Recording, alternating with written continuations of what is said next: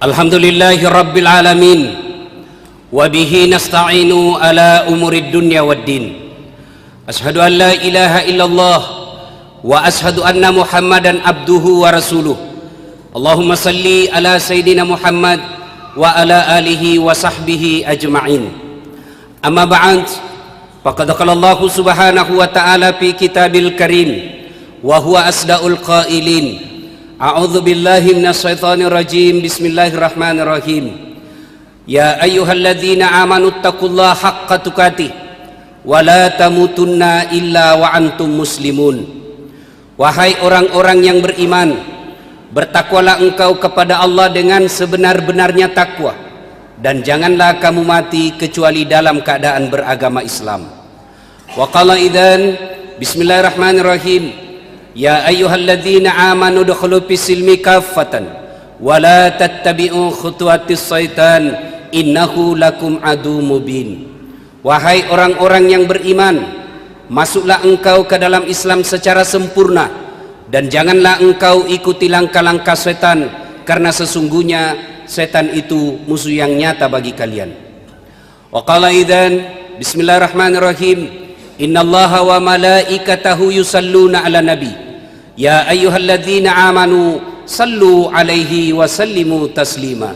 Sesungguhnya Allah dan para malaikatnya bersalawat kepada Rasulullah Muhammad sallallahu alaihi wasallam. Maka wahai orang-orang yang beriman, bersalawatlah kalian kepada Rasulullah dengan sebaik-baik salawat. Sadaqallahul azim. Maha benar Allah dengan segala firman-Nya. Ma'asyiral muslimin, sidang jamaah salat Jumat yang insya Allah dimuliakan dan dirahmati oleh Allah subhanahu wa ta'ala. Sepertinya sejak kecil kita sering mendengar ada istilah yang mengatakan Islam KTP. Biasa kita mengaku Islam, tapi ternyata KTP-nya saja yang Islam, sehingga di akhirat kelak ketika diseleksi berkasnya, diseleksi keislamannya, ternyata dia tidak memenuhi kriteria, tidak memenuhi syarat sebagai orang Islam. Pertanyaan muncul, kalau begitu apa persyaratan menjadi Islam? Apa karakteristik sifat orang Islam? Pertanyaan ini Allah jawab dalam surah Al-Fat. Saya ulangi, Allah jawab dalam surah Al-Fat ayat 29, di mana Allah berfirman, Bismillahirrahmanirrahim. Muhammad Rasulullah walladzina ma'ahu asidda'u 'alal kuffar ruhama'u bainahum tarahum ruk'an sujada yabtaguna fadlan minallahi wa ridwana simahum fi wujuhihim min asaris sujud ila akhiril ayat. Sadaqallahul azim.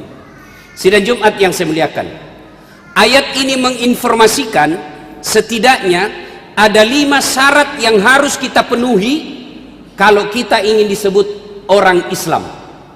Mari kita simak satu demi satu. Yang pertama, kata Allah, kalian kalau ingin mengaku Islam, Muhammad Rasulullah walladzina ma'ahu asidda'u 'alal kuffar. Sesungguhnya Muhammad itu dan orang-orang yang mengakui Muhammad sebagai nabinya, pengikut para Muhammad, sifatnya as-sidda'u 'alal kuffar, tegas kepada orang-orang kafir. Tegas kepada orang kafir. Apa itu tegas dan siapa orang kafir? Tegas bukan orang tidak ada salahnya non muslim kita pergi bakar rumahnya, bukan itu yang dimaksud tegas. Apa yang dimaksud tegas? Menurut ajaran agama kita, tegas di sini adalah lakum dinukum walyadin. Bagimu agamamu, bagiku agamaku. Tidak boleh campur-campur. Sekarang ini mulai tipis.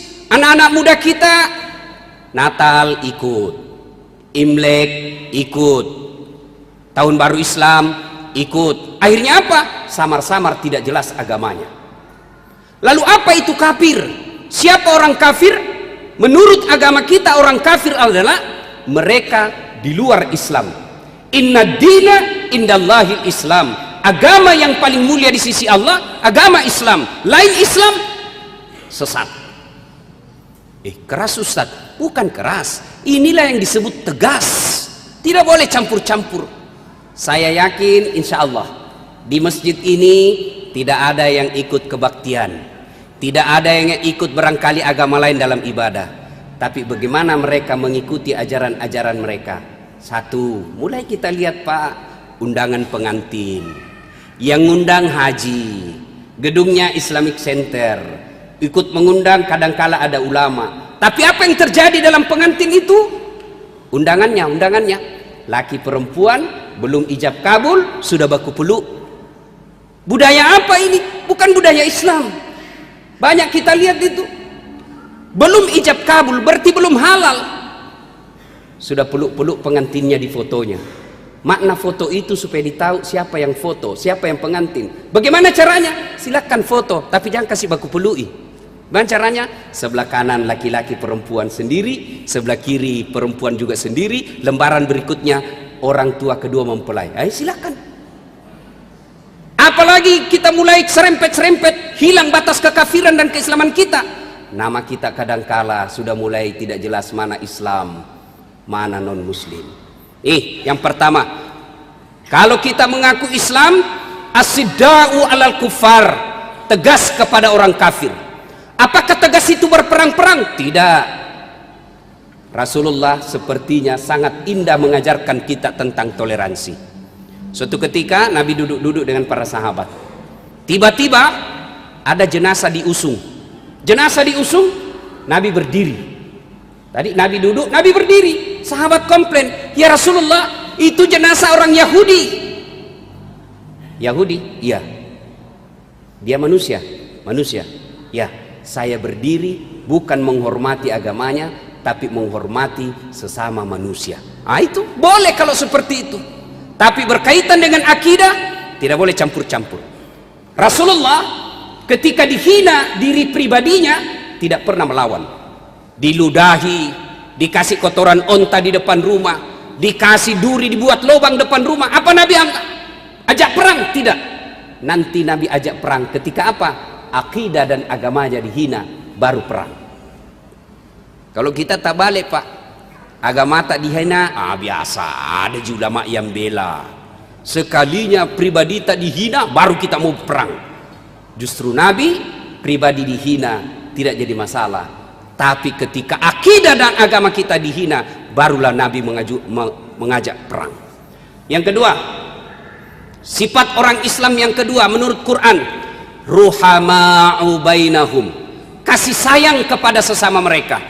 Kalau kepada non muslim kita tegas, masuk ke dalam sesama muslim, ruhama'u bainahum, kasih sayang kepada sesama mereka.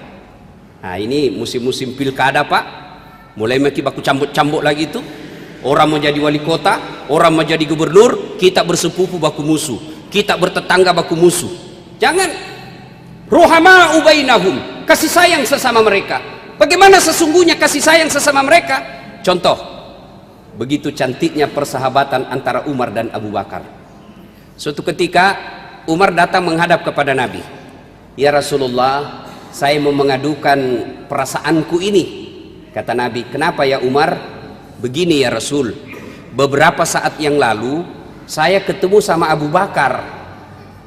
Saya tidak tahu, saya tunggu-tunggu Abu Bakar memberi salam kepada saya, tapi dia tidak salam. Akhirnya saya lah yang duluan. Saya tidak tahu ada apa salah saya, kok Abu Bakar tidak mau salam kepada saya. Mendengar ini Nabi lalu berkata, baiklah tunggu Mi, saya panggilkan Abu Bakar. Panggil Abu Bakar. Ketemulah Abu Bakar dengan Umar, dengan Rasulullah. Lalu Nabi menyampaikan, ya Abu Bakar, ini ada keluhannya Umar. Lalu Abu Bakar menjawab, ya Rasulullah, saya pernah mendengar Anda bersabda, barang siapa bertemu sesama muslim, siapa yang lebih dulu memberi salam, maka Allah bangunkan surga baginya. Siapa yang lebih dulu memberi salam, maka Allah membangunkan surga baginya di akhirat kelak.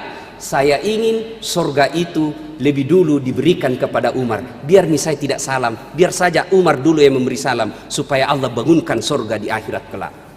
Mendengar ini, Umar bin Khattab mengeluarkan air mata, lalu memeluk Abu Bakar Siddiq dan berkata, ya Allah, persaudarakanlah kami dunia dan akhirat. Masya Allah. Persaudaraan di mana? Mementingkan kepentingan orang lain dibanding kepentingan diri sendiri. Ruhama'u bainahum. Bagaimana prakteknya ruhama'u bainahum? Ayo bantu tetangga kita yang miskin. Bagaimana prakteknya ruhama'u bainahum? Jangan melukai perasaan orang lain, karena sesungguhnya sedekah tanpa akhlak akan tertolak di sisi Allah Subhanahu wa taala. Saya kasih contoh. Kita kasih uang orang tapi dengan tanpa akhlak, biasa orang malah tersinggung. Contoh kita kasih kawan misalnya 5 juta tapi pakai kaki. Wih, dasar. Ini 5 juta tapi ditendang pakai kaki. Biasa orang bilang, bos, mana mau miskin cangku kasih begitu, aku tobat untuk. Ruhama'u bainahum, kasih sayang kepada sesama mereka. Yang ketiga, karakteristik sifat orang Islam menurut surah Al-Fat 29. Setelah ruhama'u bainahum, tarahum ruk'an sujada.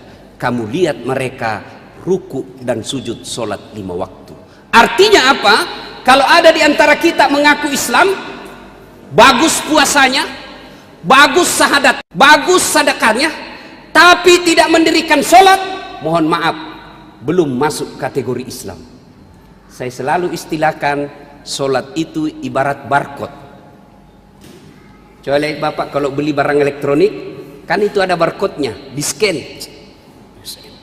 Begitu scan, berarti cocok ini barang. Tapi kalau di scan tidak mempan atau lobet bunyinya, berarti ini tidak cocok ini. Bapak di akhirat nanti masuk di akhirat di scan, tidak ada. Tapi ada redup-redup, kadang muncul kadang tidak. Ini yang hari Jumat saja datangnya. Mereka yang tidak sholat, demi Allah, tidak ada tanda keislaman baginya. Bahkan Nabi dengan jelas mengatakan, batas antara kekafiran dan keislamanmu adalah sholat. Ketika kau tidak sholat, kau kafir di hadapan Allah. Selalu kita berdoa, ya Allah, perbaiki jabatanku, ya Allah, perbaiki rezekiku, ya Allah, perbaiki kesehatanku. Kita minta kepada Allah, tapi Allah jawab itu, hayya ala sholat, sini kamu sholat, hayya ala falah, sini kamu saya kasih kemenangan. Tapi apa jawaban kita? Tunggu. Bagaimana mau kasih gitu kan? Nah, jawab keinginan kita. Allah panggil kita tapi kita bilang tunggu. Panglima saja ada ajudannya. Coba itu panglima, ada ajudannya. Coba kalau panglima panggil ajudan, ajudan langsung lari itu. Biar lagi tidur pegang rokok, nabuan rokoknya langsung lari. Siap jenderal. Rasa-rasanya tidak ada ajudan dipanggil ajudan. Tunggu dulu Pak. Tak berani Pak. Lalu Allah panggil kita selalu berdoa, ya Allah, perbaiki hidupku. Ya Allah, perbaiki rezekiku. Allah panggil kita, sini kepala, hayya ala salat, sini, hayya ala salat, sini. Tapi apa jawaban kita? Tunggu. Hebatnya, dari subuh disuruh menunggu sampai isya tidak datang. Keislaman kita adalah solat. Setan, ketika Bapak mau haji, tidak terlalu nagoda ki. Ketika mau Bapak bayar zakat, mau puasa, setan tidak terlalu goda kita. Silahkan kau puasa 30 Ramadan berturut-turut. Tapi ketika kita mau sholat, setan kepanasan berupaya menggagalkan agar kita tidak sholat. Kenapa? Tanda keislaman kita adalah sholat. Ketika tidak ada sholat, semua kebaikan-kebaikan kita langsung dihapus dan tidak ada gunanya. Yang keempat, tanda keislaman kita menurut Quran, tarahum ruk'an sujada yabtaguna fadlan minallahi wa ridwana. Mereka mencari nafkah, mereka mencari kekayaan, mereka bekerja dengan cara apa? Mencari ridha Allah. Nasapai pamasina pungallahu ta'ala. Nah, jadi orang yang berislam itu setelah kasih sayang kepada sesama mereka, tegas kepada orang kafir, sholatnya baik, maka ketika dia cari nafkah, ketika dia jadi kontraktor, ketika dia jadi politisi, ketika dia jadi pejabat, ketika jadi pedagang, sebelum dia lakukan itu, maka pertanyaan yang terlebih dahulu dilakukan adalah, kalau ini saya lakukan halal atau tidak? Kalau ini saya perbuat, Allah ridha atau tidak? Orang Islam tidak memakai sistem dagang 4H, halal, haram, hantam. Orang Islam ketika dia bekerja, ya ko ieu pigau na barakka kimoge pungallahu ta'ala. Boleh jadi kita menghalalkan segala cara, bisnis menghalalkan segala cara, jadi politisi-politisi pembohong, jadi pejabat-pejabat pencari muka. Boleh jadi apa yang kita mau Allah kasih, boleh jadi apa yang kita inginkan Allah kabulkan, tapi apa? Allah cabut keberkahan dalam usaha kita. Apa keberkahan? Akhirnya apa? Banyak uangnya tapi tidak ada bisa namakan. Tinggi jabatannya, dihormati di kantornya, tapi anak-anaknya pabali-bali. Di kantor dimuliakan orang, dibukakan pintu kantornya, semua orang panggil puang, dicium tangannya, tapi sampai di rumahnya dilempar sama anaknya masih SMP. Sudah tidak ada berkah. Allah cabut keberkahannya. Dan yang kelima, tanda orang Islam, thimahum fi wujuhihim min asari sujud. Di muka mereka ada bekas sujud. Apa bekas sujud? Hitam jidat? Oh, belum tentu. Soal hitam jidat gampang, Pak. Anak remaja masjidku nak kasih balsem, campur minyak gosok, sujud 3 menit setiap sujud, hitam 2 hari. Tapi bukan itu yang dimaksud. Yang dimaksud di sini adalah nilai-nilai sholat diaplikasikan dalam kehidupan sehari-hari. Apa nilai-nilai sholat? Contoh paling konkret, dalam tubuh kita, anggota tubuh kita yang paling mulia kepala. Bapak bercanda sama saya, pukul pantat masih senyum, dorong perut masih senyum, pukul dagu masih senyum. Tapi jangan coba-coba dorong kepala, Pak. Dorong kepalanya orang, apalagi orang Bugis Makassar, siri buat dia. Jangan kasih begitu, bos. Kenapa? Kepala adalah harga diri buat kita. Apa anggota tubuh paling hina? Kaki. Ada orang duduk dikasih naik kakinya, tersinggung di sampingnya. Kurang ajar sekali. Kenapa? Kaki dalam anggota tubuh adalah barang yang hina. Tapi begitu ketemu dengan Allah, sujud, kepala yang mulia sejajar dengan kaki yang hina. Artinya apa? Orang yang baik sholatnya tidak ada rasa sombongnya.